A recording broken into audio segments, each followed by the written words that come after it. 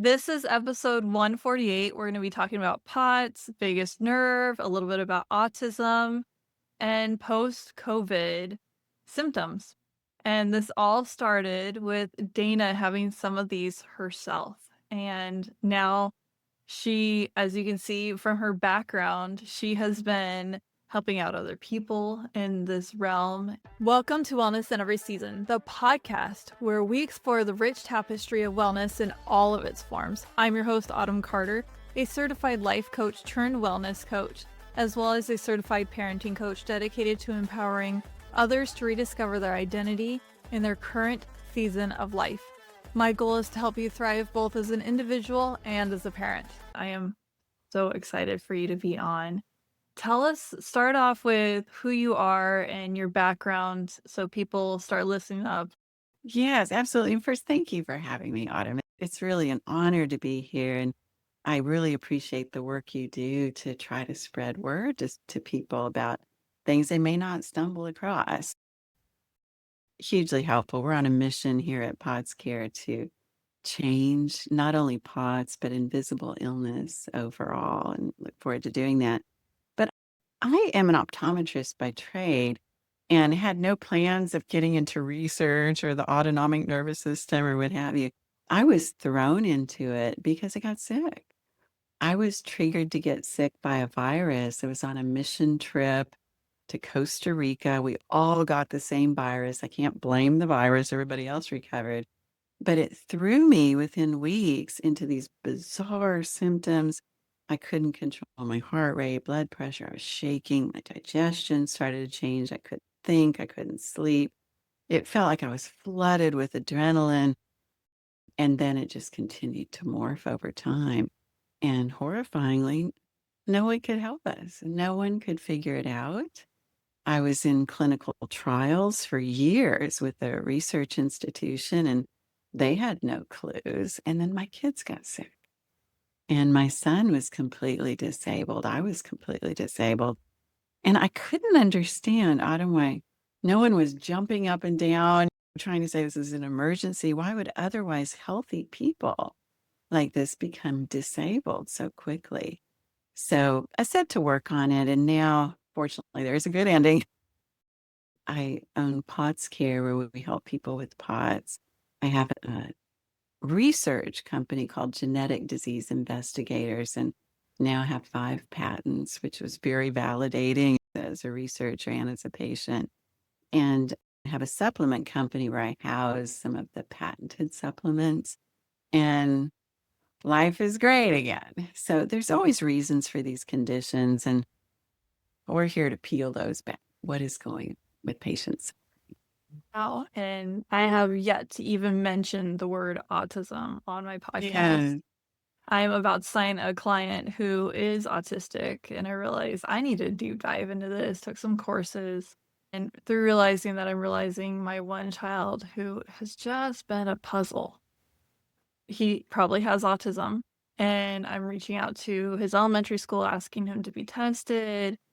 And I'm also wondering why other people had missed it, who this is their career that we've taken him to.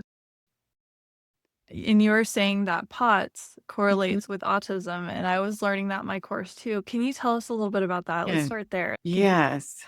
And please guide me if I get too off track. There's so much to talk about. But there are some commonalities among patients who ultimately develop POTS. And POTS, just to back up a little bit, stands for postural orthostatic tachycardia syndrome, meaning when patients become vertical, their heart rate increases. I'm not in love with that label because it suggests to most practitioners that this is a heart problem, and it's not. Patients go to cardiologists, which is important. The heart is racing. Oftentimes it skips around and that sort of thing. But the patients, almost across the board, their heart structurally is fine. So then the cardiologists look at the case and go, "Well, I don't know what to do except slow down the heart with something like beta blockers."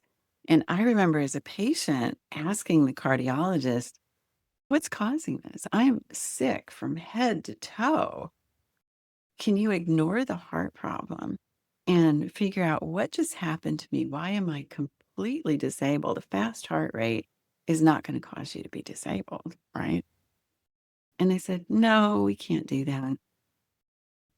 I thought, okay, can you give me a list of things that would cause an abnormally fast heart rate so my doctors can start to rule things out? No, we don't know that either. I thought it was the strangest journey, frankly. But what we noticed working through and now seeing thousands of patients at PodScare for over a decade is these commonalities include things like a chronic inflammatory condition. There's a propensity to develop high intracranial pressure that needs to be figured out. The vagus nerve problem, as you mentioned, which isn't actually a vagus nerve problem. Love to talk about that. And then there's some personality commonalities like a tendency to develop anxiety type symptoms. And the anxiety can exhibit like anxiety, or it can exhibit more like almost an OCD, attention to detail. We like things a certain way. We tend to be very high achievers. And there's an overlap with the autism spectrum in some of the social issues, that sort of thing. So I've come to see autism as, and I think most people do, as a spectrum, right? And on the end where patients are more functional, they're not necessarily nonverbal, that sort of thing. Those are our POTS patients. And it's not all bad. It's a real smart group of people. The organization ability, again, that attention to detail is amazing. And then on the other end, I see the patients who are nonverbal, who have trouble functioning in just normal day-to-day living. I don't know that they're all the same. I have a feeling autism, that diagnosis is not unlike something like POTS, where POTS to us is not a condition. POTS is not a disease process. It's a presentation that the heart rate's going faster, but it doesn't say anything about the cause. So we see multiple reasons that a patient would end up with that diagnosis of POTS. I have a feeling autism and even chronic fatigue syndrome, fibromyalgia, some of these invisible illnesses likely are also on a spectrum, and they come to a similar place from many different directions. And that needs to be picked apart. I have a feeling with POTS, we want to change the labels from POTS to whatever's caused it. I'd like to see with autism something similar, where there's a reason that occurs. There's a reason there's a broad spectrum. Along each aspect of that spectrum are the causes, the driving factors somewhat different? Perhaps. Definitely shows up differently, and it's like I Yes. said, this child has been a puzzle. And what works one day does not work another. It's a lot, and it's Yes, very that is exhausting a because it's the lot. middle of summer. I have Um, 6 more days until school starts, and I am counting them down. we often say with our POTS patients, when one person in the family has POTS, it dramatically affects the entire family. And I think something similar could be said for autism. I know I had 2 kids, they both got sick. My son was much sicker than my daughter. He couldn't go to school for over 3 years. He developed severe osteoporosis. He broke his arm just throwing a ball, just putting on a coat. And we had to figure out what the heck was going on. And then so my daughter felt like, well, he's getting all the attention. It just shifted those family dynamics. Yeah. And then 3 of us were sick. My husband at the time was fine. It's tough on a family. So the attention that you need to give to a child who's sick or affected or whatever, I think all kids to some degree feel like they never get enough attention, but it accentuates that. It's hard. It's just hard. Yeah. I can't imagine how old were your kids when your husband was Yes. only 1 and 1 child? Yes. I was almost 50. I got sick when I was 46, I think. And then my son got sick about a year and a half later. He was 8 years old. My daughter, I thought she was okay because she was staying in school, didn't really notice anything until she was about 12. And I noticed we were at a store. She was bending over. She says, I think I just need to go get something to eat or whatever. something wasn't right. And I tested her. We can test for POTS by having a patient lie down, check their heart rate, and then have them stand up and check it again. She couldn't do it. Yeah. And I realized, gosh, how did this she just kind of worked around it the best she could. She kept moving, she'd sit down if she had to. And it displayed more the psychiatric component, I think, than physical. She had more depression, anxiety type symptoms, and the rest of it she figured out how to work through. So we all presented differently, but we were all fairly dramatically affected. But yeah, a family with an 8-year-old, a 12-year-old, and then the mom, sick as a dog. We, gosh, we went to probably 50 doctors. I am not exaggerating because I thought this isn't subtle. This isn't something I can just push through. I'm completely shut down by this, as is my son. We're just not getting to the right doctor. We'll travel around, we'll find the right one. There wasn't one. And then when I did finally get that diagnosis of POTS, I thought, this is the answer. Yay. We objective diagnosis. There'll be a treatment plan. They'll know what's causing it. We'll all be saved. And by the way you're talking, It was just so banging your head against the wall. Even after 3 years in clinical trials, the head researcher, I begged him for information. What are you thinking? What could this possibly be? And he said, we think POTS patients are perfectly normal. They're just more aware of their own body. You've got to be kidding me. And I turned to my son and I said, we're on our own. They don't have a clue. So it started what ended up being a 10-year journey looking for answers. And my kids and I were the same. They were not the same as each other. There were different things at play, but we started with the commonalities. And that's when I set up genetic disease investigators. I thought, if I'm going to be looking into this, what are the chances that the three of us could be so sick? And my husband at the time was fine, and there's no genetic influence. So there's got to be something.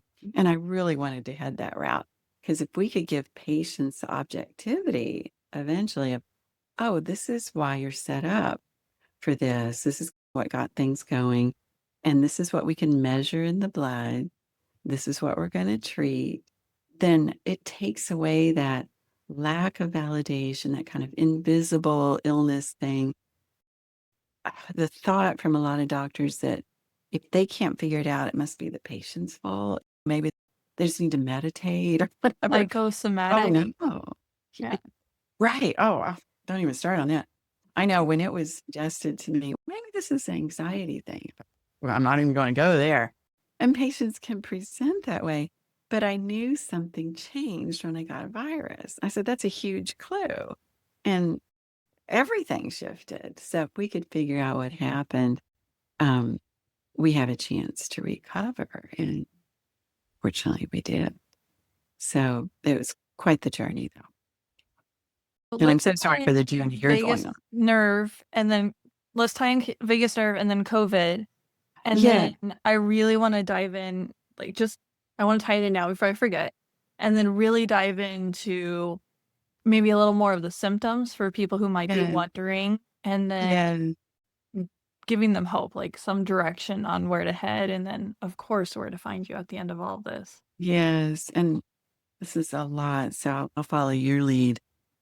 And a lot of what I'm going to share with you is in a book I released, gosh, 12 years ago of the Do you have causes. it so you can show us? No, it's an ebook. No worries. But I'm happy to share it with anybody who wants it. And we have moved far beyond this book. But I think a lot of it will be new for most people. And I revealed some of the commonalities, and one was a propensity to develop high intracranial pressure. It's easy to miss it, it can be treated, and hugely important to find. But then the second thing I figured out was this vagus nerve thing. And I think this is so important right now. You mentioned COVID, and we probably see, oh gosh, maybe 30% of our patients now are triggered to develop POTS by either COVID the vaccination, or it was just another thing that made them worse. They're progressing, and then they get a virus or have a vaccination, down they go. So COVID long haulers are oftentimes POTS patients. Okay, they may not know it because their doctors may not ask them to stand up. We don't typically do that on a medical evaluation, but certain types of inflammation are kicked off by certain viruses, SARS viruses, etc., especially. And the type of inflammation that can drive the illness is what we're looking for. So ultimately, if it affects the cardiovascular system, then patients can develop POTS. The heart rate starts taking off, the blood vessels get damaged, the inner lining of the blood vessels becomes damaged, veins dilate, blood tends to pool, it's not circulating properly, and other dominoes fall. But the biggest nerve component, what I did when I was suspecting this, and again, this was over 10 years ago, one reason I was suspecting it was my digestion was completely wonky. Anything I talk about concerning this, put it through your filter, Autumn, of autism, because there is overlap, there is autonomic symptoms, etc., in autism also, so that could be helpful. But my digestion completely failed me. I went to horrible constipation, episodic diarrhea. I was bloated. Food just sat in my intestines sometimes. It was never normal. I had 4 big Tupperware containers in my closet of every GI medication known to man, and my day had to kind of center around trying to have a bowel movement, and that didn't happen before. Ultimately, the doctors tested my gallbladder, and it wasn't working. And they said, "Okay, we should remove it." I said, "Okay, talk to me. Is it like an appendix? Is it inflamed, infected? It's going to blow?" And I said, "No, it looks fine." I went, "Okay. Is it filled with gallstones? Because that would be a reason to have to remove it." I said, "Nope, there's no stone." "Okay.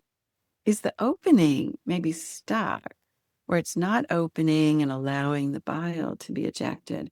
And I said, "Nope, the opening's fine." But okay, this sounds neurological to me. I would really like the opportunity to think this through, because if I can figure out a way to correct that neurology, I could keep the organ. And I love cheese. Life is easier with a gallbladder. And I remember the doctors getting upset by that initially, but thank goodness that was the route I took. So, what ultimately pushed me into figuring this out was I couldn't have a balance. I'd been everywhere. I tried everything. And I suspected I was having pain or twingy pain-ish in the lower right-hand quadrant of my abdomen. And I suspected maybe the valve between the large and small intestine won't open. Things are pushing up against it. Again, a neurological thing. And I went to my doctor and discussed that. And she's like, "I have no idea." She sent me to a GI doctor and he goes, "I have no idea." And then he sent me to a surgeon to see if they could open it. And the surgeon said, "Oh, Diana, if you're suspecting vagus nerve problems, never have abdominal surgery unless it's life threatening." So we cut through that nerve. We cause vagus nerve problems. Well, okay, good to know. And then ultimately, I was sent to a kidney doctor to see if some of the pain was a kidney stone. And I never had a kidney stone, but I thought, from what I hear, you know if you have a stone because you're doubled over in pain, but okay. And this doctor was really nice. And so I talked to him, said, "I'm suspecting this is a vagus nerve problem. Maybe this valve, the ileocecal valve, won't open properly." He said, "Well, that's fascinating." And I was considering compression at the neck, by the vessels. And he said, "I think that's amazing that you're thinking in terms of anatomy, but I'm here to look for kidney stones. So let's do that." So we did. And he gave me this dye to drink, that little nasty stuff, and imaged it. And there were no stones. He sent me on my way. And I was at home 3 days later, still no bowel movement. And I think this was just a divine intervention thing. I got a kidney stone. I kid you not. And I knew immediately because, yeah, I'm doubled over in pain. And I called this doctor and I said, "You're going to think I'm crazy. I know 3 days ago I didn't have a kidney stone. I think I do now." He goes, "I'll meet you at the hospital." And he did. I had a stone. He removed it, and I was waking up from anesthesia, kind of groggy, and he's standing. I just remember it was real close. And as soon as my eyes opened, he said, "Diana, you were right." I was like, "What?" And he said, "It's your ileocecal valve." He said, "That dye I gave you 3 days ago is still in you, but it's all crammed up against the valve. That valve won't open." I went, "Oh, okay, good to know. What do I do?" He said, "Oh, I don't know. I'm a kidney specialist." Oops. But I had confirmation, Autumn, that this was indeed the valve not opening, and my suspicion was everything was pointing to neurological. So I went home. I thought, okay, being on my own, if I am correct, I thought through the anatomy that I learned in optometry school. And yes, it had been decades, but I remembered the teacher going through the cranial nerve, saying the vagus nerve, the longest cranial nerve in the body, etc., has two parts. And there's the long preganglionic portion that goes down into the chest, into the abdomen. And there's a gap, what we call a synapse. And then there's a tiny little postganglionic vagus nerve. And that is so small, it's almost a part of the organ itself. And I remembered those exact words. Why did I remember that? But I thought, okay, I think I still have the postganglionic part of this nerve. If it's damaged any place along this route, if it's compressed at the neck, like what I was thinking, what have you, could I still use this tiny little postganglionic nerve? And how could I stimulate?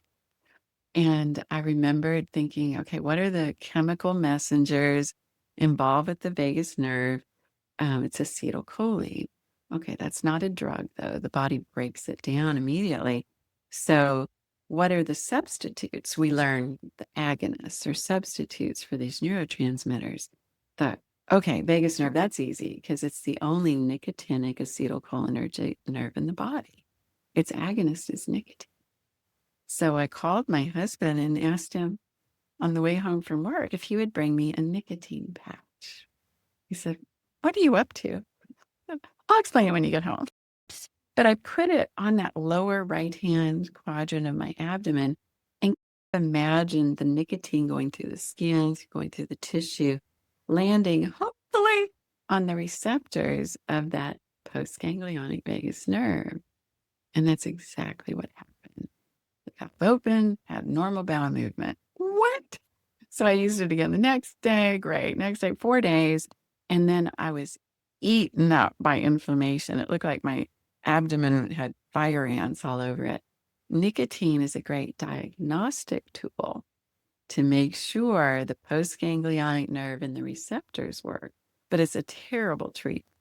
So instead, I backed up and I said, okay, could we figure out a combination of ingredients that are already available, designated as safe by the FDA? I don't want to try to create a new drug. I can't wait for that. But know the mechanism of action where it could come together, stimulate the receptors of the postganglionic nerve, cover for any genetic issues involved in making that neurotransmitter, cross the blood-brain barrier to support cognition also, and cover for any nutrient deficiencies we could get that could interfere with the production of the neurotransmitter and not be so strong that it shuts down these receptors or they get numb, which that can happen with nicotine. And worked in my kitchen and figured that out and gave it to my kids and I. It's now called ParaSym Plus. And we continued to have normal bowel movements, cognition was improved. And then I realized this was doing more than hitting just the vagus nerve or more than even just crossing the blood-brain barrier. There are other receptors that are not nicotinic. They're muscarinic. And if we could get those going again also, we'd have a better chance of success. And it took me a while to figure out, how can I be sure I'm hitting the muscarinic receptors? And this was also another God thing, that I was an optometrist. And I knew muscarinic receptors are in the pupils of the eye. So if we're hitting those also, the pupils would normalize. Pupils tend to get big in these inflammatory conditions because the sympathetic nervous system's in overdrive. We get more light sensitive, that sort of thing. And they would normalize when we took ParaSym Plus. So I knew I hit it. And that's where the 5 patents comes in. At the time, I thought, Autumn, I don't think anybody's tried to figure this out before, and really work through the problem. We don't need to stimulate our vagus nerve. It's an autonomic nerve. It works all by itself. If this is a neurotransmitter problem, it's affecting more than just that nerve. And it was a systemic problem. Hence the patents, and it was an essential part of recovery for so many of us. So So the that was 5 patents are for the one thing. yes, Wow. ParaSym Plus, right. And I'm sure it's like most supplements or drugs where it can work for not just POTS. So what else have Oh, you you think in Yeah. terms of, and that's part of what I was able to step back and look at. In POTS patients, the autonomic nervous system is dramatically affected, right? But inflammation is blocking the ability of the neurology to work. Think in terms of chronic inflammatory conditions that are not POTS, even aging, for example. We tend to get tired, digestion gets more sluggish, the brain isn't quite as sharp. I look at that and go, why aren't we more proactive? This is blocking some of that neurotransmitter. It's not that I hear, oh, I'm just getting old. Oh, I just don't take good care of myself. I need to exercise more.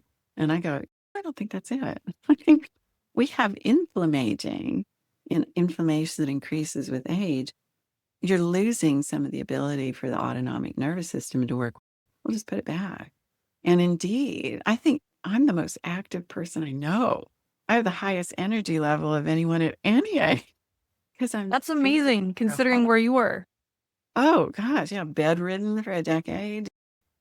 And I'm old now. I am old. So You don't it's look it. Everybody like who's listening, like, you need to see her image. that's very sweet. I just celebrated my 68th birthday. Wow, nope. But I'm I was doing the yep, math and I'm like, but she doesn't yeah, it was not computing with the way you look. that's right. And I like to think it doesn't compute with the way I think too. But I think we can be proactive in our health and stepping back and looking for other chronic inflammatory conditions. I'm just going to mention autism there. And I look at fibromyalgia, chronic fatigue syndrome. How many of these other people are dealing, or PTSD, oh, traumatic brain injury? Sounds How like many of those IBS are, as well. oh, 1,000%. I don't think IBS is really a diagnosis. Yeah, It's kind of like, I've been given that before and I looked at him like, "Serious? That's stupid. That you took the no. easy route." Yeah. Yeah, I like to know the science. Like, what exactly is happening? If it's irritated, okay, what is What I irritating? needed to do was take the colonoscopy medicine. I was fine after that. Oh, yeah, that I mean, I works, got the right? rest of the procedure, but all I needed was the medicine to kick it all out. Yeah, there you go. I need to know the whys and hows down to the molecular level to really understand. And I kept asking why. And the junk diagnoses I see where we just kind of lump patients into a label that's completely arbitrary really has nothing to do with what's happening on a scientific basis on a very small level is useless. That doesn't guide us at all. But the autonomic nervous system was one of those places you had to get down to quantum information on it because it seemed invisible to most doctors. Most doctors don't like it because they can't measure it. Blood tests are limited. It's too subjective in their mind. So instead, I had to get down to very small details to figure out what is objective about it and where are people failing with this and what can we do to pick it up. So you're right. Right, it isn't just a POTS thing, but it tends to have the commonality of inflammation. And our ability to measure chronic inflammation is so limited right now. Research is much further than practice. So we stay in research. But our ability to measure some of these chemicals just dates maybe 30 years. And then that's perspective wise, that's actually a very small amount of time. So someday it won't be that big of a deal to have a proper diagnosis based on where the patient falls down. Inflammatory wise, we won't deal with these old age presentations because we will take care of that inflammation. We'll be on top of it. And we won't deal with the same invisible illnesses that we're seeing now that are truly not really invisible. Yeah. It'll be a Very process. visible in the lived experience, that's for sure. But when you go to the Uh, doctor and they it's can't so hard. fully see You it, get that look from doctors. At first, they go, okay, let's run some tests, blah, blah, blah. Everything looks good. And then you get that look of maybe you're one of those depressed or anxious females, or it's your hormones or something. I had such a especially if you're snarky female. Oh my response. goodness. Don't even get me started. I remember completely disabled seeing like one of the early doctors, and he goes, "Well, let's check your hormones." And I said, the last time I looked, hormone changes don't cause autonomic dysfunction. I thought that was just the most easy blow off thing to do. And fortunately, my hormones were fine. Um, but I was teasing with a group. I have a Patreon group, Pots Rebels, who meet every week or two and talk. And the guy said they get checked for drugs and women get checked for hormones. And it's not either one of those. But the look you get from doctors of, and you can just see the doubt in their eyes. Oh, I just hated that. So going rogue, if you will, and just walking away from all the doctors and staying and looking for it ourselves was really helpful. And then tippy toe back into getting a doctor when what's going on. You don't have to worry about losing validity with a medical practitioner. What I really learned from what you were saying just now is to Mhm. really trust your own gut, Yes. that you know yourself best, Yes. what your equilibrium should be, what Mhm. functioning properly is. Yes. And we in the Western world are so, well, our doctor tells us what it is. No, they don't live in your body. They don't know. Yes. And it can Yeah. be so hard, like you were talking about, putting it into words that they can understand. And there is Yeah. such a gap in between our understanding and theirs, and their language and ours. Sometimes it's a different language.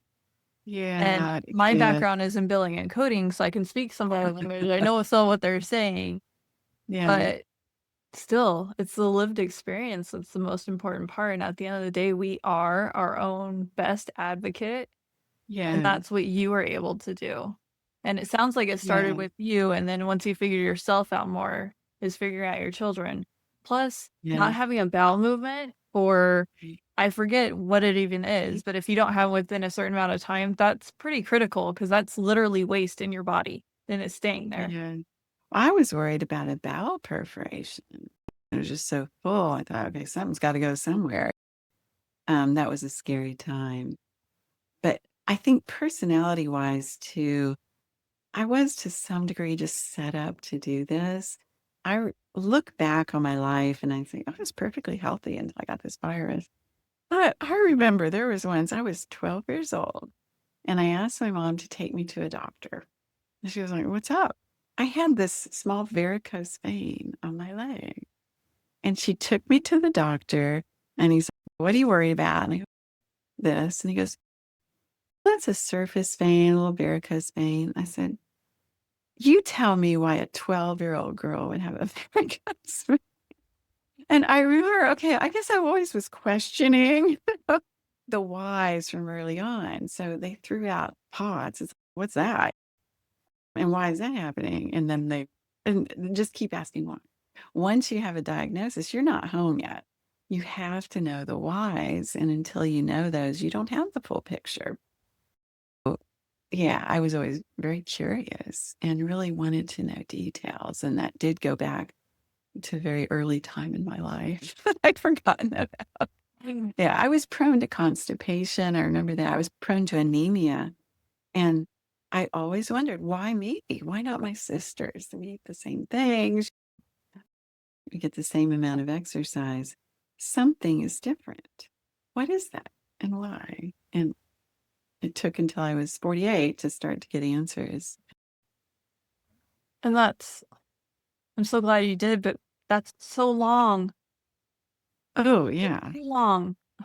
I wouldn't wish it on anybody. Honestly, it was just a horrible journey for all of us.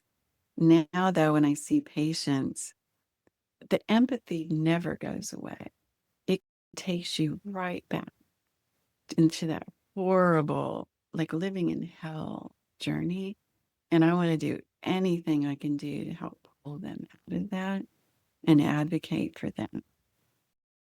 You, and actually, one of my advisors, my spiritual advisor, who was my accountant, said, it was such a horrible journey. Why couldn't it have been like 2 years or something? And he said, Diana, if it had been 2 or even 3 years, you probably would have gone right back into practicing optometry. I said, oh, that's true. And uh, now you are so motivated to help others release new information as or change how all this is viewed. You're actually moving the needle. Whereas if you'd gone back to optometry, you would have benefited from your journey, but nobody else would have. But I guess hindsight is a lot easier to accept once you've recovered, Oh, but yeah. there is no possible way in the middle of that journey someone could have told me, oh, it'll be worth it. No, I still struggle with that. It was horrible. Optometrists are a dime a dozen. Sorry for those that are. That's A right. good one, they are hard to find, and I used to work There for you an go. Yeah. optometrist in a past life, so I'm very picky. And even still, there are how many optometrists compared to how many people who can specialize in POTS, Yeah. specialize in inflammation, No, you are right. And and who actually, actually know what they're doing within that specialization. the personal experience too, it's like I'm the pods whisperer. I can hear what a patient's experiencing that all the doctors go, I have no idea. I go, oh, I know what that is. It was just such a long, involved journey. I think I could hear from a patient, I see purple elephants with pink polka dots. And we're like, oh, yeah, that one, I know what that is. So that personal experience does make a difference. But I'm noticing now I want to train others to do what I do. That's It what I can was all thinking. stop here. And it is tough because these patients are so difficult. All the cases are extraordinarily complex. The patients get to the point where that anxiety, that change to the brain, which I want to talk a little bit more about, gets bad. They're almost paranoid. They're very detail oriented. Um, they're afraid of the very medicines that can help them. It's a tap dance. Not only medically, it's very difficult, but dealing with the patients is an incredible challenge. It's not for me because I've been there. I have the empathy. But if they have not been there, they just, a large number, think that POTS patients are crazy, right? And I'd say, oh, I know that it would present that way. They'll go away. But we have to work with them at that state to be able to hold their hand through that process, getting through it. So not everybody's cut out for that, right? Yeah, it's like working in a preschool or something, or working with autistic children. Not everybody's cut out for it. It's a challenge, right? So, I so I never keep thought I was cut out for it, and come to find out one of my children possibly has it. Gonna be changes learning. everything. That changes everything. I think, and I'm not an autism specialist. That is not where I go, but I'm an autonomic nervous system specialist and becoming a chronic inflammatory specialist. In all autism, I think we do need to rule out high intracranial pressure. And then the vagus nerve problem is oftentimes a neurotransmitter problem, secondary to something inflammatory. And you can see the patterns of low acetylcholine. You can see large pupil site sensitivity, tendency to constipation, the similar presentation in that way. And then the inflammation that it causes inflammatory POTS, and it can come from many different directions, but the kind that will cause changes to the cardiovascular system, interfere with acetylcholine, et cetera, also changes the brain chemistry. And the reason that happens is the oxidation from the inflammation. It damages blood vessels, damages ultimately organs. It shifts the brain chemistry more toward one of anxiety, more that overachievement, that attention to detail. And that is treatable. one of the supplements on vagusnervesupport.com. I mean, there's ParaSym Plus. There's also NAC Max that hits that oxidation. And this is where I told you that in autism or in the patients we see, that anxiety can come down and be controlled. And fortunately, it stops that cycle of inflammation causing oxidation, which causes more inflammation. And we had that patient not that long ago where the patient was a nurse practitioner, which is great because we could talk medical. And her daughter was a patient with POTS. We were able to help them. But her younger son, and again, I'm interested in genetic outcomes, right? Her younger son was dramatically autistic. He was nonverbal. He was what, 8, 10 years old, maybe. He'd never spoken in his life. And we were talking about that oxidation. And there's already research showing that in autism, there's that oxidation, and NAC Max hits that. And we'd put her on it, we put her daughter on it, hugely helpful. And she gave it to her son. And in 2 days, he was verbal. We had to have a good cry over that one. I thought, okay, we know this research is already released. In autism, there's some inflammatory effect to the brain. Anytime there's inflammation, there's oxidation. The two always go together. So we always like to hit that oxidation too. When I see an autistic child and that need to have things a certain way is not unlike an inflammatory POTS patient.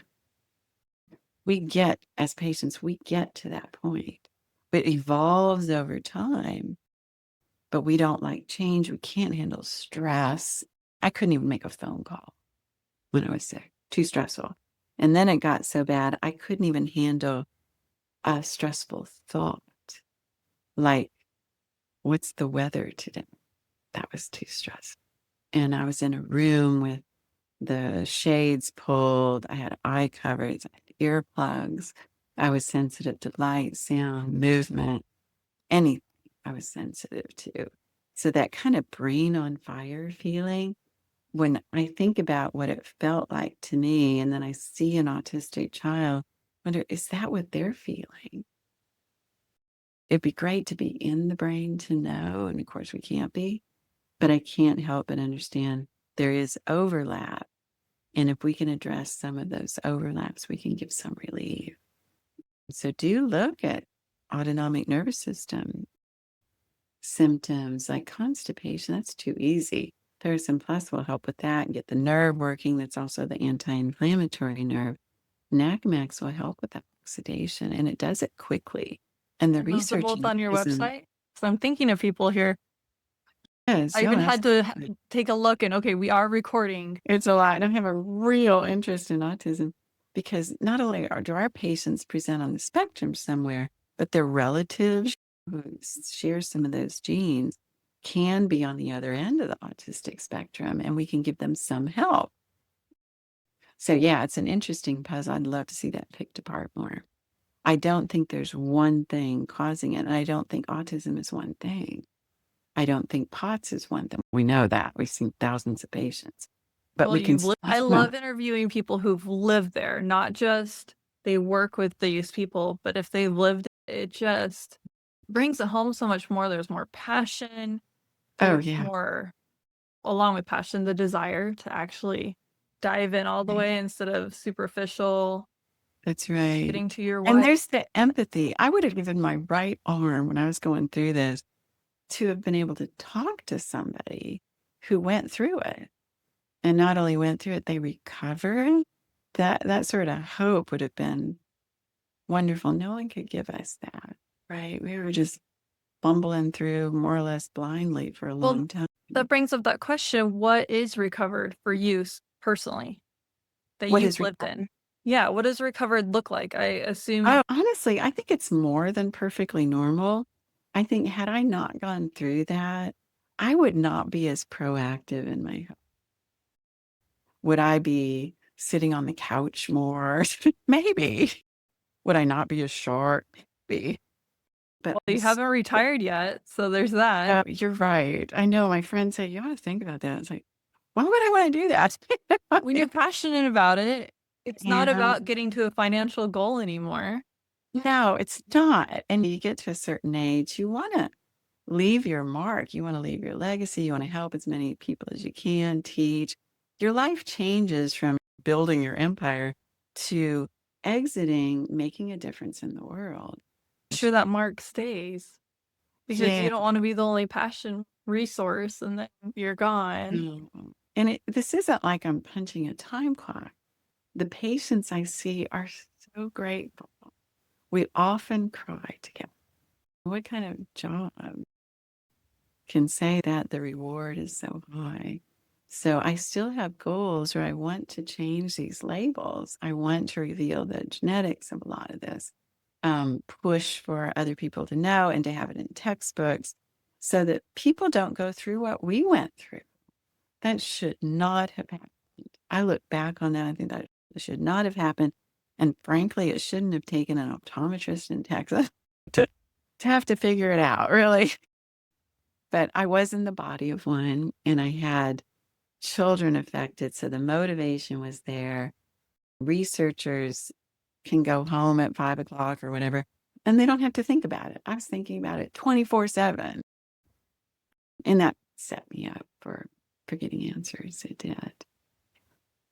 Okay, so You, now let me ask personal questions. I was thinking I'll wait until we're oh, done recording to oh, ask this, but no, yeah. And I'm pretty much an open book. I put my health no, out it's personal there for when I me. was, oh, okay. So, do you Well, take shoot, yes. insurance? Is the question. Can you What's see that? people? Do you take insurance and can you Oh, see people virtually? at Pots Care right now, we're trying to teach. So we have a long waiting list of patients for full care, but we were virtual and we would like to keep it that way. We weren't until COVID came along. We had patients come in the office and we had them come from all over the world. Right. This isn't a problem with understanding POTS like just in the US. We had them come from all over. And then COVID happened. And I remember saying to the staff, brace yourself. This virus could be of the type, because it's a SARS virus, to trigger POTS in those predisposed. And indeed it was. And we were already set up to go remote. We just immediately flipped the switch and we were busier than we'd ever been. And then it was so great for the patients to not have to travel. I went, okay, how can we continue to be remote for these people so they can be in their bed or couch or whatever, save the money for travel and not have the horrible slide downhill from the travel. They would get home and it would take a month for them to get back to where they were. So, were you able to downsize your brick and mortar as well, your building? Yes, just in June, last June, we were able to do that. So it's been a continual morphing. Yeah, we've continued to change and grow. The research has also been continuing because, again, I wanted to release more than what I had. So, yeah, it's a process. Everything's a Okay. process. So helpful because I'm thinking for myself with my own GI Mhm. and definitely with the one son that I was talking about. And when you were Mhm. talking, I was thinking, I wonder if my mom has it with her And, issues. And what triggered it was my stepdad passing away. oh, She would have stepson. heart arrhythmia. She had to, there were a lot of things going on for Had, her. have you ever checked her heart rate, like after lying down, maybe 10 minutes to get it at the bottom and then have her stand up? We're no longer in communication. We had a really big falling out. Oh, There's addiction there and a lot of other oh, things. And so it was yeah, the step back with when you are in recovery and you're seeing a therapist, then we'll communicate again. Until then, you need some kind yeah, of motivation. You're not doing it for yourself, hopefully for your grandchildren, because I wanted yeah. to cut off that generational cycle. No, that's so Uh, important. Stop that toxic cycle. And I don't That's so important. feel anger. It's Yeah. just pain for her living Oh, that yeah. life and not being in a place where you're willing to do the hard work because a lot more pain comes up Yeah. while you're doing the hard work. So we're not in communication at this Um, point. Hopefully yeah. one day. Hopefully one day. Yeah. We see a fair amount of addiction because this brain is like on fire and people are willing to try to do anything to calm it. And We had one patient, he was hooked on heroin, and fortunately had a doctor who said, "He's not on heroin to get high. He's not in his room trying to party. He is trying to relieve this horrible suffering and is looking just for an escape somehow." And indeed, he was able to get off heroin. Praise God. We had one gentleman who lived in the basement of an addiction center. And because he was horribly addicted and he was able to recover from the addiction, but he was still so incredibly sick. And we were able to help him with the sickness part. And then he was able to move on with his life. That was an especially rewarding case because his dad was an optometrist and he found me that way. And to be able to help his son, one of my colleagues, that was an amazing process. But we see a lot of mental disorders from this fact the brain is so dramatically affected. And we're so miserable. About 40% of the patients we see have admitted to trying to kill themselves. This isn't some subtle fatigue or whatever. It's crippling and it feels like your body's self-destructing. And there's only so much torture one can take. Everybody has their limit, right? And to just end that suffering sometimes becomes a desire. So again, it's another reason I keep working. That shouldn't be happening. I would love ultimately to have enough objective tests where we measure things in the blood and we go into mental institutions, if that's a thing, or places where people are diagnosed with mental illness, and we look at the chemicals that could be affecting the brain first. Start with the objective, treat what we can find, and see if some of those mental conditions don't resolve. I have a feeling it would. That reminds me of the Robin Williams movie. And it's based on a true story where he gave them medicine and music, and they were able to come back out of their free state Yes. and be around, but then their body got used to it and they reverted back. But it's a beautiful movie, and I have the book. I have yet to read the book. It's on my giant list of books to read. Do you know But what it's called? I don't I'll find it and I'll email it to you, but it is such Okay. a good movie, and it has Robert De Niro in it. I saw it Yeah. when I was a kid, but I remember really liking it and just that research part. But the research with the heartfelt passion always stands out to me. I Yeah. love heartfelt, Oh, yeah. supernatural Of type of course. anything. Of Instead of course. thriller, this is where I live in this world. But I not live through every psych symptom known to man through this, everyone. And I knew it was driven by something medical. I just didn't understand it. But if I was like a 13-year-old girl or something and exhibited these psych symptoms, I would have probably thought I was crazy, as would my doctors. And with my especially kid, because if you didn't have those symptoms, just having the hormone change, you already feel crazy at that age. I would never want to get that age. yeah, had I not gotten sick before my kids, I think it would have been a disaster. Would I have looked at them and gone, "Well, testing is normal. Thank God I got sick first." So we didn't even entertain those suspicions with the doctor, didn't even entertain it. Yeah, and everything did normalize. But going through that, it did make me wonder how many people are walking around the world suffering. Like I saw news where somebody destroys this beautiful statue or something, and I thought, I wonder what kind of inflammatory condition they're dealing with to make them want to do that. Yeah.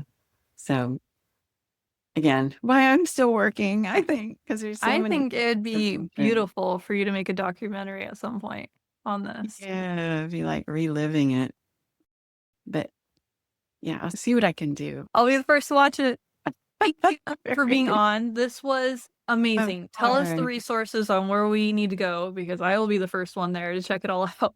Yeah, I'd love for you to get ParaSym Plus and MacMags, and they're at vegasnervesupport.com. It's tjnutrition.com. It was named TJ after my kids, Taylor and James.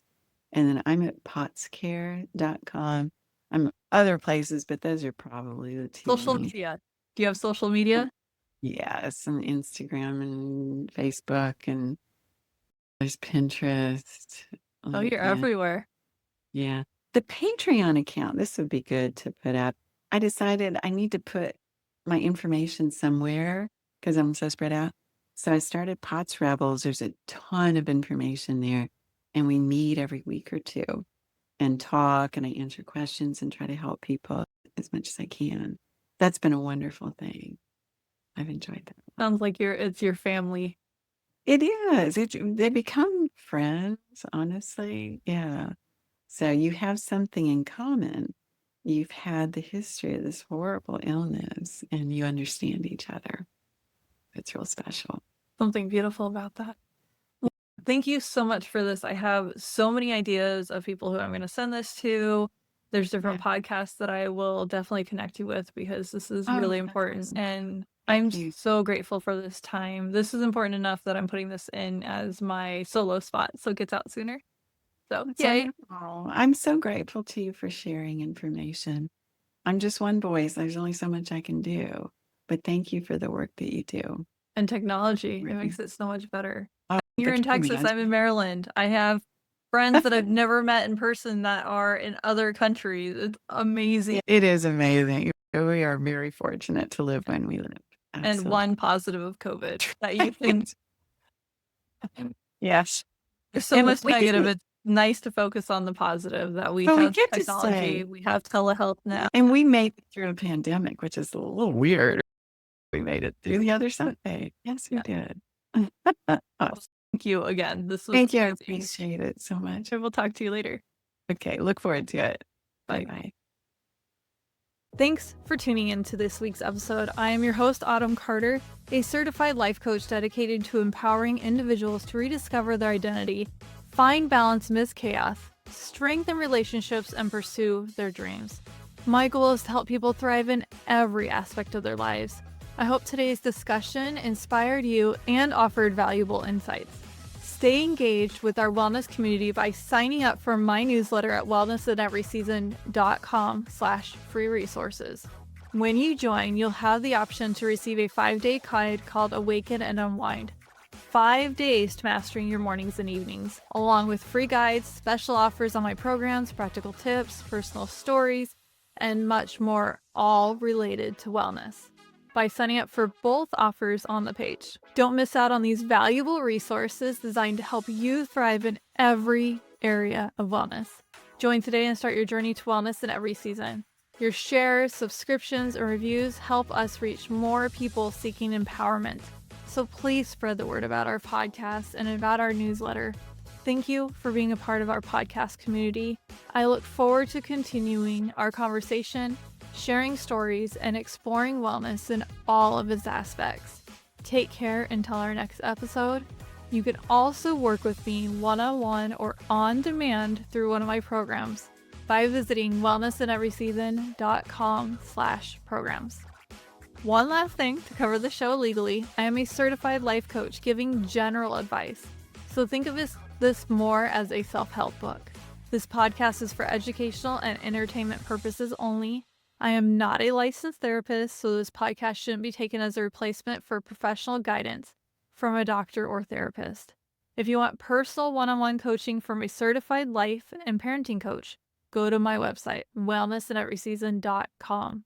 That's where you can get personalized coaching from me for you. See you in next week's episode.